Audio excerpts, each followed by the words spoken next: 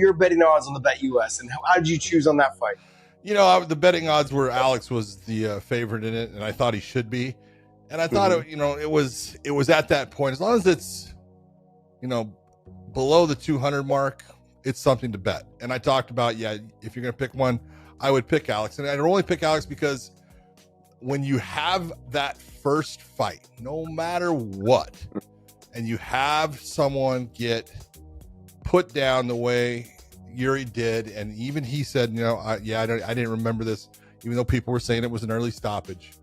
It's still, that sticks in your mind. And yes, you can think that you have, that whole thing as far as I've made improvements. I know exactly what I'm going to do. I'm not going to make the same mistakes again. You're going to make the same mistakes again. It's just going to happen. So I looked at it and said, if I was going to pick a fighter, it's going to be Alex. I looked and said, but I think Yuri will last longer. I think it will go to a round and a half. And I was an idiot. It went to 1 round and 10 seconds. Yeah. That was it. So I got destroyed on that fight. Yeah, I won with Alex and I lost with the over. So I know, but when you're looking at how you would have thought that Yuri would have fought the fight, I thought he would have wrestled more. I would thought he would have came out wrestling, at least like getting the snap off the punches, at least getting that, ruining the rhythm of like letting Alex settle in a little bit more on the feet, get him feeling uncomfortable right from the jump. Because it was almost like what's that old saying, like death by 1,000 needles or some shit? Like it felt like that, watching him stand in front of Alex. Death by 1,000 cuts, man. Yep. Yeah. And I was like, what are you doing, man? Like, just put the pressure or get all the way out of kicking range, because you're getting kicked to the legs. And every time you get in boxing range, you're getting touched. And that last jab was textbook right as he stepped in, right at the bell. Oh, yeah. Bink, sat to his ass. And he thought the ref stopped it. That's how in trouble I thought he was so hurt. He was hurt. He was yelling with the ref, like, no. And he was telling Alex, come on. The round was over, dude. Yeah, he just didn't know it. Because he didn't hear it. He didn't know it. Yeah. Well, I'm also going to say, right at that moment, I realized the fight was over too, by the way. Yuri didn't. He didn't realize it yet. No, as soon as I watched him walk back to his corner, I go, it's over. Yeah. I said, my bad. And my wife, she had to be up watching it. And she goes, what's your other bet? Because if he wins, you're gonna do good. I said, no, it's got to get to at least 2.5 minutes past. I said, it ain't gonna happen. No. And it did not. 10 seconds though. But that's the way it is. But okay, so let's talk. Where does Yuri go from here? Yuri's in that position of, he's absolutely one of the best light heavyweights in the world. Yeah. And he is fun to watch because he is so unusual, and he's been that way, since the first time I ever saw him. He really hasn't changed. He has tightened his style up a little bit, but he's still so open and crazy in the things that he does that he's exciting and he's fun to watch. So I don't think he really loses a ton, but the real problem for him is, Josh, you're the UFC. He's not going to get another shot. Not for a minute. Not for a minute, not for an hour, not for a day, and not for a year. It's just not going to happen.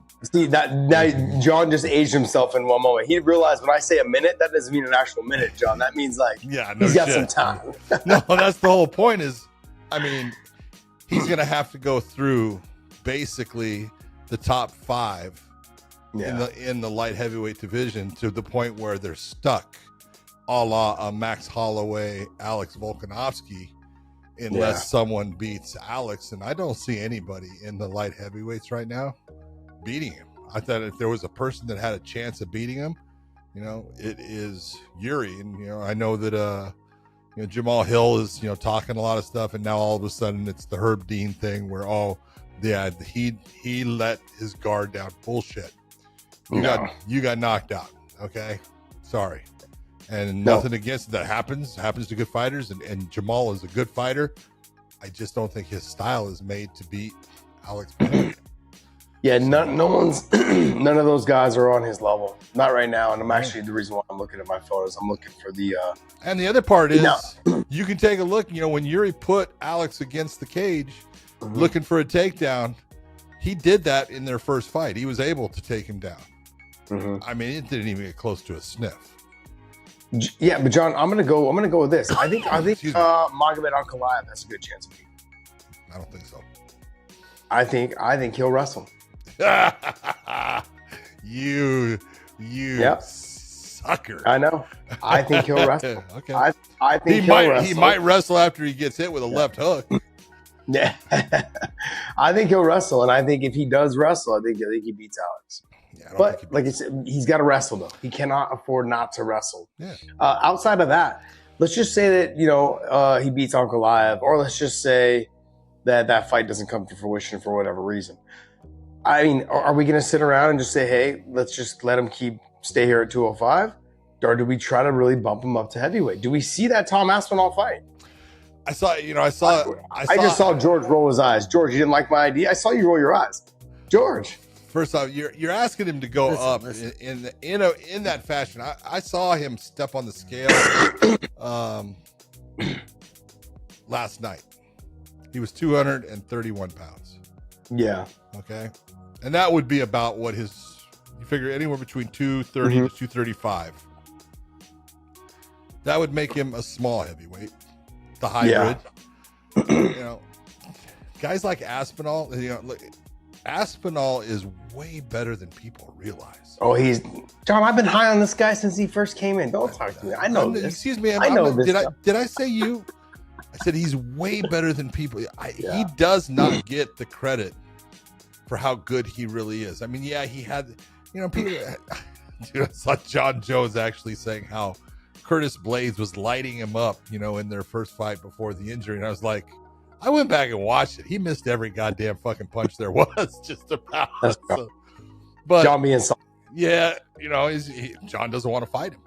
And I don't blame John. I'm looking saying that's probably a good one to stay away from.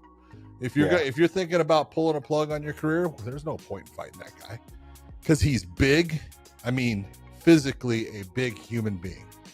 He's fast, which is impressive to have a guy. He can wrestle. He's got a very good ground game.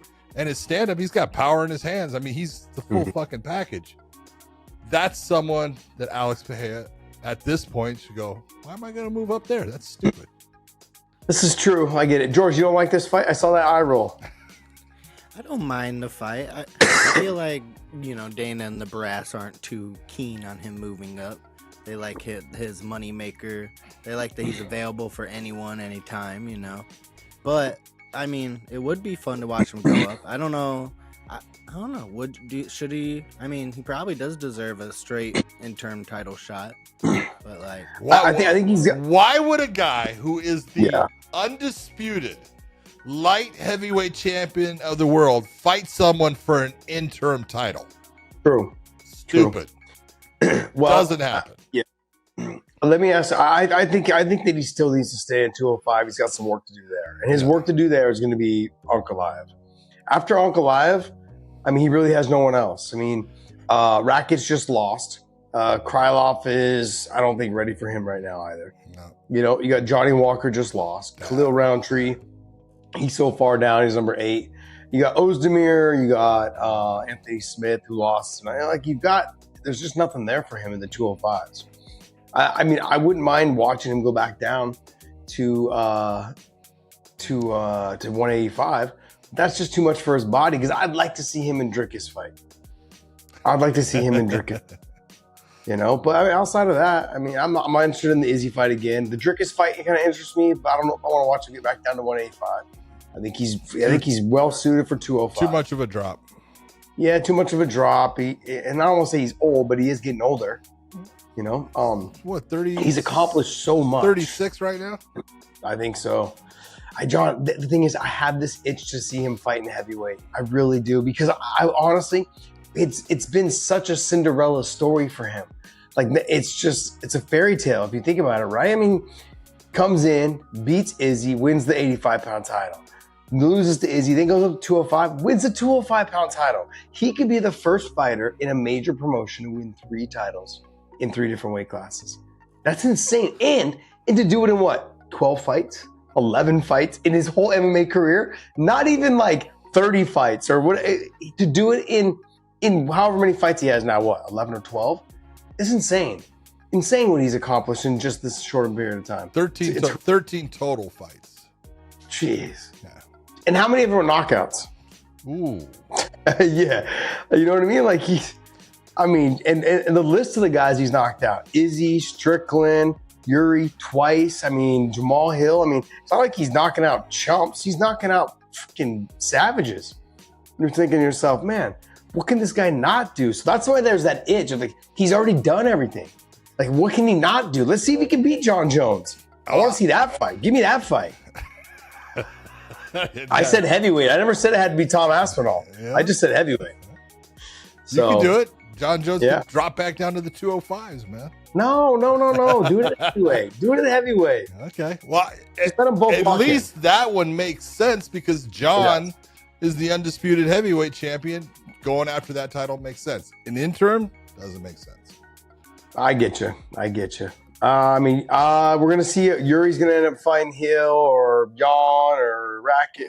He's gonna end up fighting someone. So there's fights there for him to be made. He's got to take some rest though, some time off. I was really surprised that he didn't come out putting Alex on his back foot, really doing the Cain Velasquez, walk you down, shoot right away, put press you to the fence. Like, let me work on the single leg, double leg. He's not that kind of fighter. I was gonna say, but you're wanting him to do something that he's not. Yeah. He's not made for. No, I just expected him to. I did think that he would try to pressure him into the cage and try to take him down.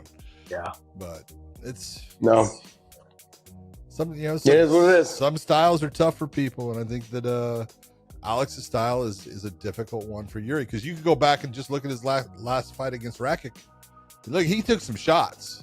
Yeah, he walked through every one of them, which tells you there's just a difference in the amount of power coming off of that thing. Oh man! So it's not loaded up. No, it's not.